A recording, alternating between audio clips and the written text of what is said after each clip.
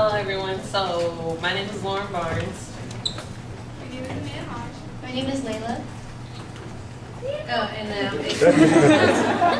So, our poem is just about 4 different stories from 4 different ladies and like saying, well, okay, I can't tell you what it's about, but y'all see. Okay. Oh, and our title is More Precious Than Rubies. Okay. In 1920, the 19th Amendment was passed, granting women all around the country the right to vote. We are all familiar with this act, and I hope we all appreciate it. But we still have many problems with women's rights, only now they're covered up. What is the difference between 74 cents and $1? What about 64 cents and $1?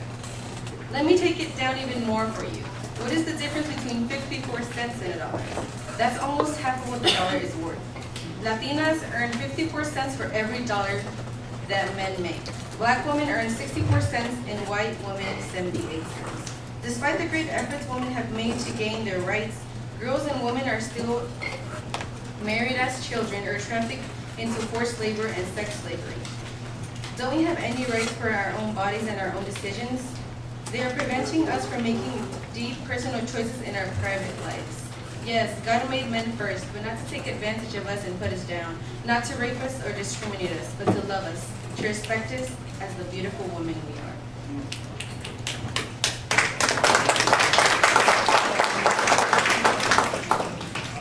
You're a distraction towards the boys. Now you should go cover up before someone thinks you're a whore.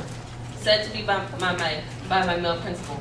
While sitting in his office, I could see those words coming out of his mouth, but all I could hear was, "I'll judge you by your clothes and not by your mind."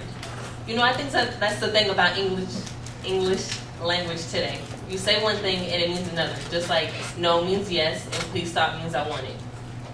But boys will be boys, right? I mean, I deserved it, and I know I did, because maybe if my dress wasn't too short, and maybe if my knees weren't showing so much, or maybe if my shoulder wasn't out, my whole life would be normal again.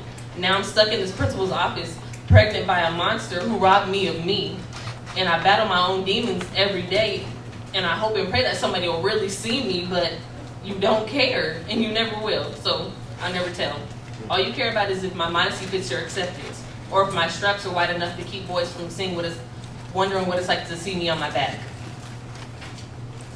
Why don't you see the difference between seeing me and seeing me? Why don't you understand that I'm not what I wear and I never was? And why were my tears and pleads enough to make him stop? But I guess I deserved it.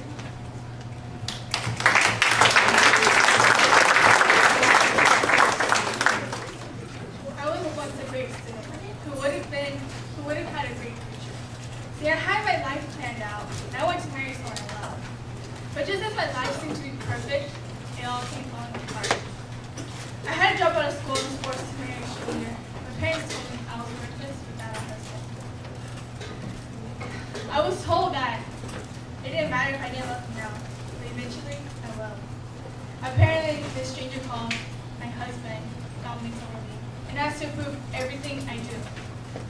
And the way I'm supposed to show submission is a role of the that I have to be the housekeeper, that I am weak without them.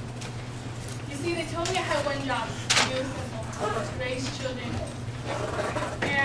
But was it that simple? Every day being lonely and alone in my so-called home, and then having to wake up in the middle of the night because of a crying baby. Don't get me wrong, I love children. But was that what I wanted to do with my life? I had my own goals. I had my own dreams. I had my own life. I wanted to be who I wanted to be. But it was torn all. It was torn right all. It was my fault for being a girl and not being able to stand up for myself. And it was my fault for giving up great opportunities and in my way. That I guess I deserve it.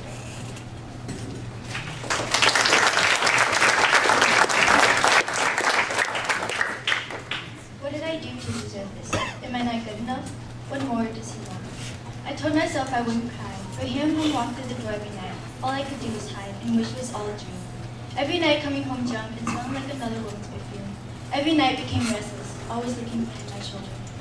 What happened to all the promises we once made? To love and care for each other. He pulled my hair, slapped my face, and threw me to the floor. This seemed to become our daily routine. How could he not know how much I was crying because of him? How much I needed him just to hug me and say, I love you. Everything hurt, but leaving him hurt even more. Always thinking it was my fault, I sat there taking his torment, convincing him myself I was saving him from himself. I covered myself with makeup to hide the bruises, but I still felt like people could see them all. He would say he was sorry and promised he wouldn't drink again, that he would love me. I was a fool and always believed him. After all I knew was to love him. Everything would be fine for a while, until his friends started calling him up. When I told him, "Everyone knows you're sleeping with other women," he slapped me, threw me to the floor, and pinned me down. I fought and fought until my tears stopped. So this is rape, I thought. But no, it didn't stop there. When I became pregnant with his baby, I hoped he would love me again, but boy, was I wrong. During the first month, he was ecstatic, but then he became meaner, rougher, more aggressive. He said I was cheating on him and didn't claim his own child. I was 3 months pregnant when he pushed me down the stairs. Down and down I went. When I woke up at the hospital, I had lost my baby. My husband told the court that I slipped down the stairs, and of course they believed him. No matter how much I cried for help, no matter how many times I was beaten, no one was there, not even the people who were supposed to be fighting for me. But I guess I just went.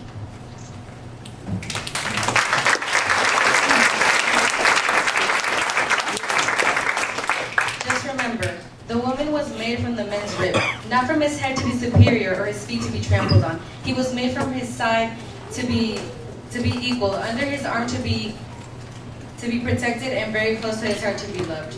Proverbs 3:15, she is more precious than rubies, and nothing you desire will ever compare with her.